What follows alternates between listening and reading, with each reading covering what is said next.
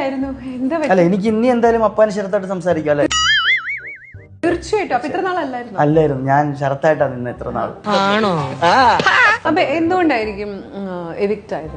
എന്തൊക്കെയാ നീ ഇവിടെ കാണിച്ചത്? തോന്നിയ കാര്യം എന്ന് വെച്ച് കഴിഞ്ഞാൽ എന്റെ പെർഫോമൻസ് മോശമായത് കൊണ്ടല്ല ഞാൻ ഒരിക്കലും എവിക്റ്റ് ആയത്. പതിവ് പോലെ എന്റെ പെർഫോമൻസ് ഗംഭീരമായിട്ടുണ്ട്. പക്ഷെ നമ്പർ ഓഫ് ആൾക്കാർ കൂടിയപ്പോ എന്റെ വോട്ടുകൾ സ്പ്ലിറ്റ് ആയി പോയി കാണാം. നീ കൂടുതൽ വിശദീകരിച്ച് നാറാൻ നിൽക്കണ്ട.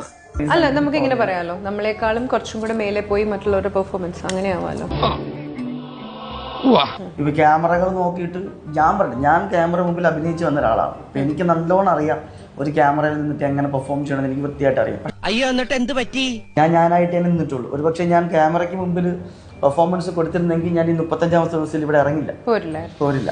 ഈ തിരിച്ചറിവ് എന്നെ ഉന്നതിയിലെത്തിക്കും. പല ആൾക്കാരെ നമുക്ക് മനസ്സിലാക്കാൻ പറ്റിയിട്ടില്ല. അവിടെ പല ഡ്രാമാസ് ഇത് എന്നെ ഉദ്ദേശിച്ചാണ്, എന്നെ തന്നെ ഉദ്ദേശിച്ചാണ്, എന്നെ മാത്രം ഉദ്ദേശിച്ചാണ്. ഞാൻ ഒരാളിൽ മാത്രം ഒതുങ്ങിയ പോലെ എനിക്ക് ഫീൽ ചെയ്തിട്ടുണ്ട്. പക്ഷെ അവളുടെ അടുത്തുനിന്ന് ഞാൻ മാറിക്കഴിഞ്ഞപ്പോഴാണ് എനിക്ക് മനസ്സിലായത് എനിക്ക് അനുവിനാണ് ആരെങ്കിലൊക്കെ വേണ്ടത്.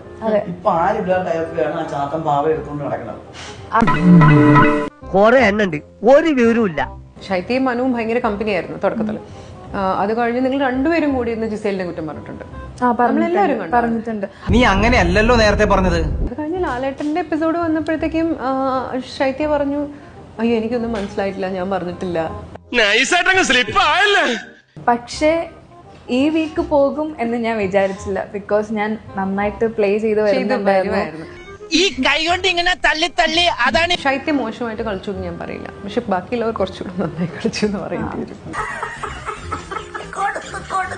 നെവിൻ ഒരു റീ എൻട്രി ചെയ്തു. എന്താ അതിനെ പറ്റി? ആ സമയത്ത് നിങ്ങൾ പോയാൽ മതിയായിരുന്നു. Flash back.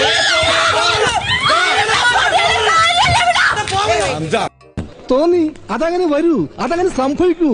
ഈ ലോകത്തിന്റെ ഒരു പോക്കേ. അക്ബറിനെ പറ്റി എന്താ അഭിപ്രായം? എന്റെ അക്ബർ ഭയങ്കര കണ്ണിങ് ആണ്. ഞാൻ അങ്ങോട്ട് ചോദിക്കേണ്ട ചോദ്യമല്ലേ? നമ്മള് ഇറങ്ങാൻ എപ്പോഴും പറഞ്ഞിരുന്നില്ലേ വാഴ, അങ്ങനെ ആരെങ്കിലും ഉണ്ടോ? അവനാണ് നീ. ഇനി ഞാനിവിടെ നിന്ന് ഡയലോഗ് പറഞ്ഞാൽ കരഞ്ഞു പോകും. ഉസ്മാനെ രക്ഷപ്പെട്ടോ.